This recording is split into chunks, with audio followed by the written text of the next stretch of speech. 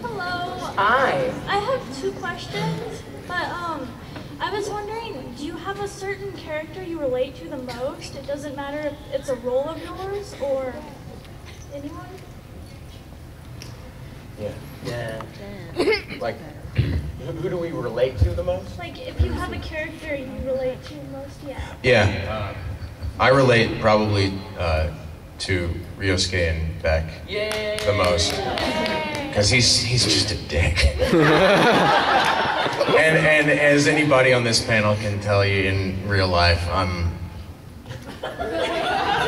just not like the easiest going guy. He's a little teddy bear. It's funny that you said Beck, because I would have to say Koyuki and Beck, because I like the fact that anybody that tells him he can't do something, that doesn't compute to him. He thinks that if he works hard enough, he can do it. And I think that's awesome. That's the way you really should be wired, is I'll prove to you I can do it, not that I can't do it. And I love that character. And then the loyalty of Chrono Crusade, like, definitely I relate to that guy, because I think he would do anything for Rosette. And I have people in my life I definitely feel that way about, so. Mine is definitely Alina and Claymore. Just because I am Mother Henny. I'm always up on people, trying to help them out. Most of the time I make a mess out of things, but definitely Alina and Claymore. I can relate to the great Sandman.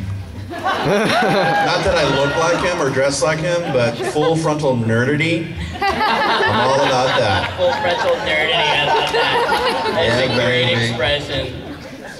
Full frontal nerdity, that should be copyrighted. Yeah, Really? You need to put a copyright on that. That's awesome. Full frontal nerdity, that's awesome. Question number 2, do you have a certain line from a character that really sticks with you? Next time on Dragon Ball. And scene.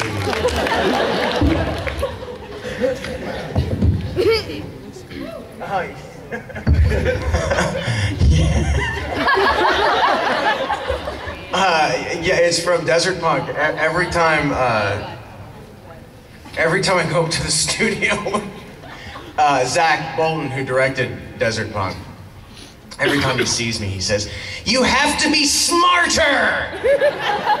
And because that was an improv line, and I was actually yelling it at the engineer. You see what I mean by me being a dick part earlier? Okay. Mine is pretty well documented. I think you can hear me tell this on YouTube about 100 times. In Sayuki, in episode 23, where they send Gojo out to get food, and of course he gets distracted by a woman. Funny that. She ends up being this giant bee lady that almost kills him. And when all of the 3 Sanzo parties step forward, the other two guys have heroic lines. Like Sanzo is like, "You've bitten off more than you can chew," and like Hakai is like, "I don't think you want to do that." And of course, Goku, who is only ever thinking about food, steps forward and goes, "Where's my dinner, you slut?" That's my favorite line. I heard that on a plane. I was watching it on a plane, and Monica was about 7 rows ahead of me, and I was, of course, listening to it through headphones, and Monica said it was totally silent on the plane, and from the back of the plane you heard, she said everybody looked at me like I was crazy, but that was it. It was that line. Zuga had a line that went something like this: "I've had a really bad day, but at least I'm not pregnant."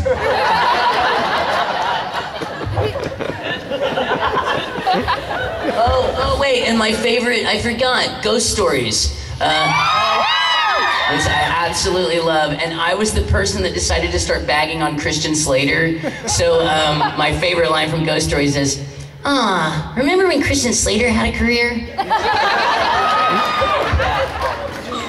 Oh yeah. Thank you very, very much. Thank you. You know how much voice I have a question for Connor from High. You are. I'm sorry, what? We're gaga over how cute you are.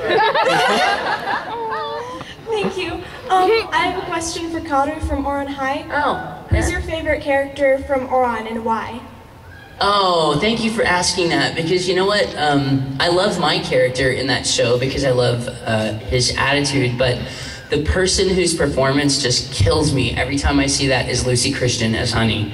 It is so adorably cute and it's so weird because Honey's a boy, but Lucy is just Lucy. She's hysterical and adorable, and she really makes some of the bits in that show that shouldn't be funny hysterical.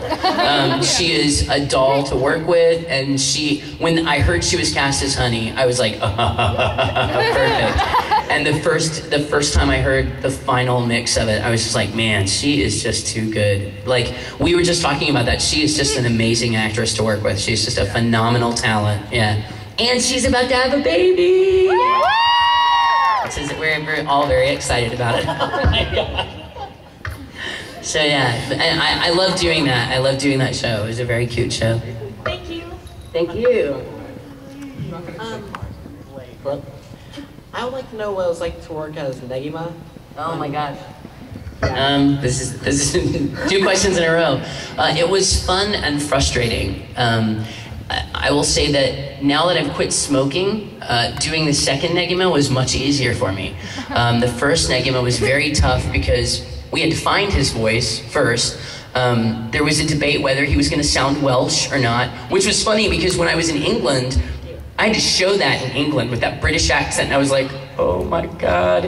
And my favorite remark, a guy came up to me at my autograph session, he was talking about why we didn't use a Welsh accent. He goes, what's the matter? You didn't want Neggy to sound drunk? And I was like, exactly.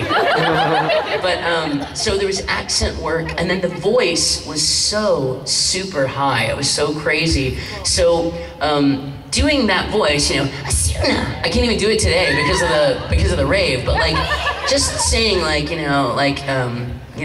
Evangeline, that's tough enough, but we would record that show for 10 hours at a time. Lucy and I would record from 10 in the morning until 10 at night on that show.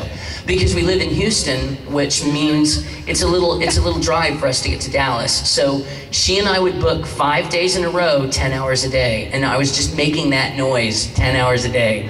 That being said, it's also one of my favorite shows to watch because it sounds nothing like me.